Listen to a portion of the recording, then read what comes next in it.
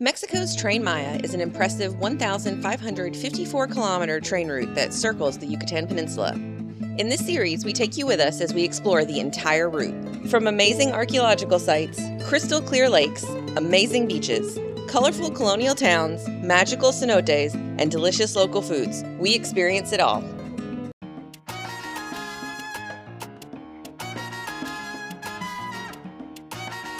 Mahahual was just a tiny fishing village until a giant cruise ship port was built. It is now also known as Costa Maya.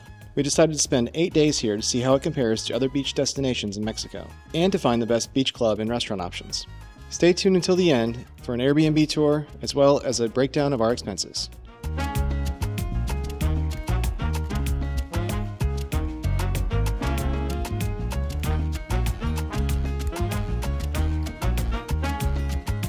Our first afternoon, we stopped for dinner at Nohoch Kay.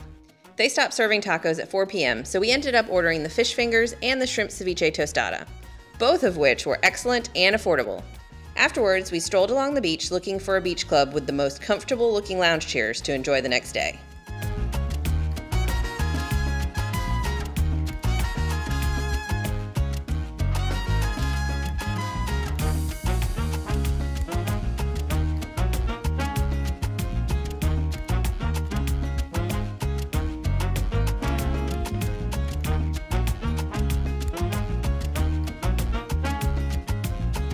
Today there is only one cruise ship in port, and so you can see David under the good shade palapa there. We're at National Beach Club and Bungalows. It's funny, the minimum consumo is 48 US or just 500 pesos per person.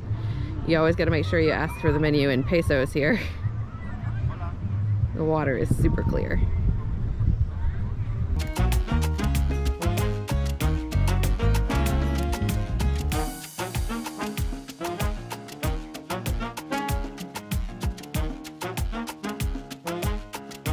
We did really enjoy the comfortable lounge chairs and their wide, clean section of beach. We especially enjoyed watching the pelicans fish in the super clear, shallow water. The food and cocktails, however, weren't very impressive, so we decided to try a new location the next day.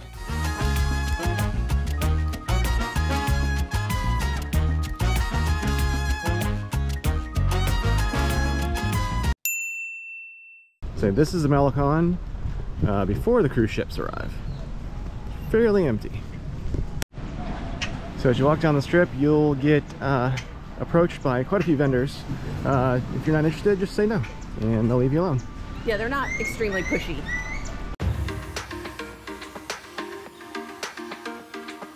Our first stop of the day was to grab some breakfast at Margaritas House. Spoiler, it was not our only visit.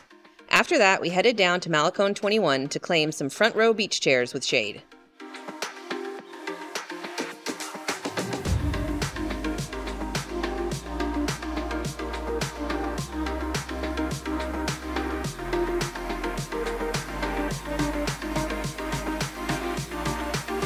Here, the food was delicious. David got the cochinita pibil tacos and I got the fried seafood platter. The drinks were also good and the service was excellent. The only downside was that the prices were a bit high.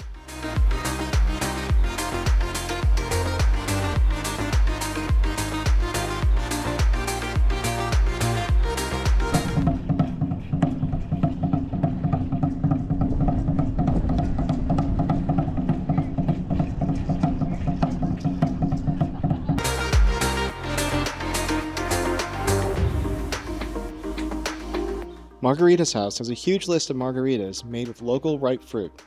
We tried multiple flavors over multiple days, and every single one was delicious.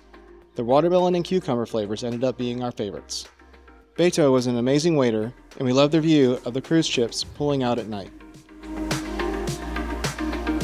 The Krazy Lobster is a very popular beach club with the cruise ships. We stopped by and had breakfast that honestly wasn't very good. And then we saw that they have almost no beach and very few loungers. So today we've got up really bright and early because we have a snorkeling tour. We were walking down the Malecón the other day, and we told one of the guys that we were going to be here for a week. So he said he would give us the local price on the snorkeling tour. I don't know if it really is the local price, but we are only paying 350 pesos per person, and we booked it for 10 a.m. It's supposed to last about an hour and 20 minutes because it's 10 minutes out, an hour to snorkel, and 10 minutes back. So I'm excited to go see.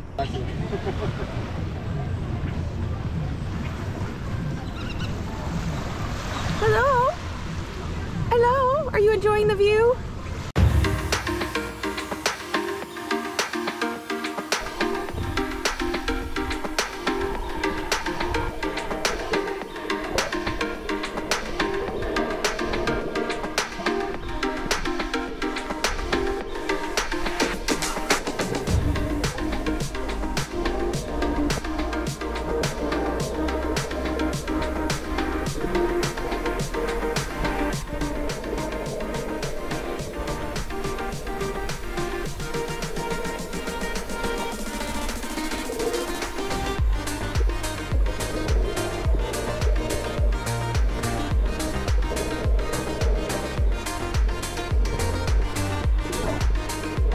All the equipment was provided and clean.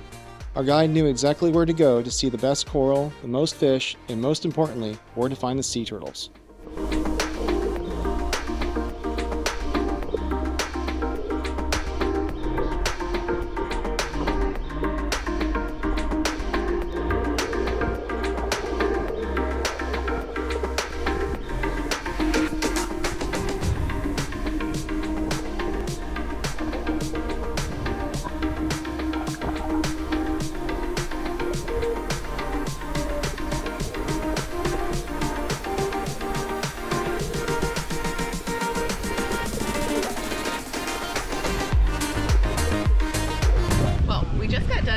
With our snorkel tour, and it was awesome. It ended up being a private tour because there's only one ship in today and we did it early enough. The coolest thing obviously was that we got to swim with a sea turtle. It was so incredibly cool. But after having a bunch of salt water in our mouth and being kind of worn out from swimming around, we decided to get some pina coladas. And this is the restaurant that we are at now. This is our fourth like beach bar type restaurant with the chairs, and it is the one that we recommend the most.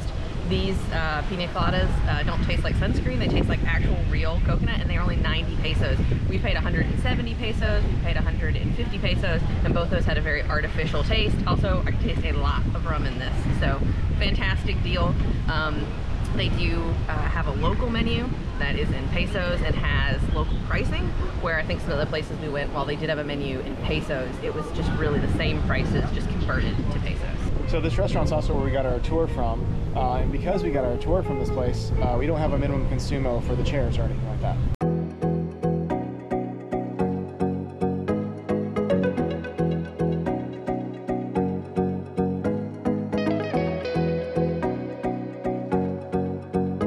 We liked Arrecifes so much that we went there the following 2 days and enjoyed everything we ordered.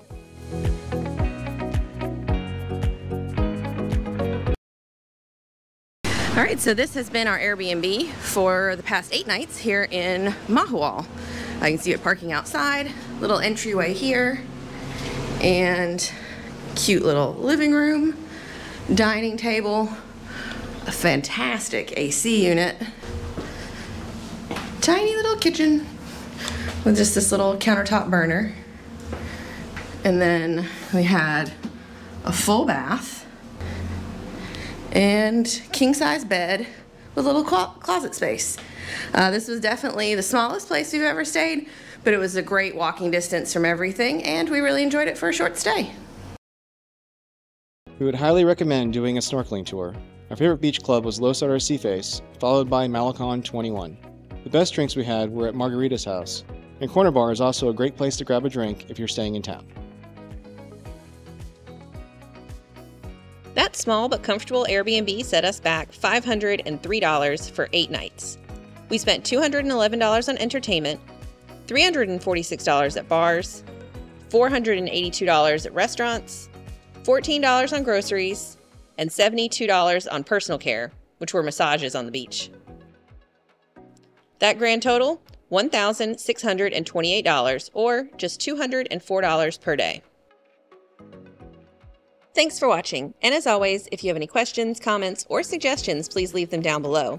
If you haven't already, check out last week's video where we visit the nearby ruins of Chichobin, Kolun Leach, and Dizbanche.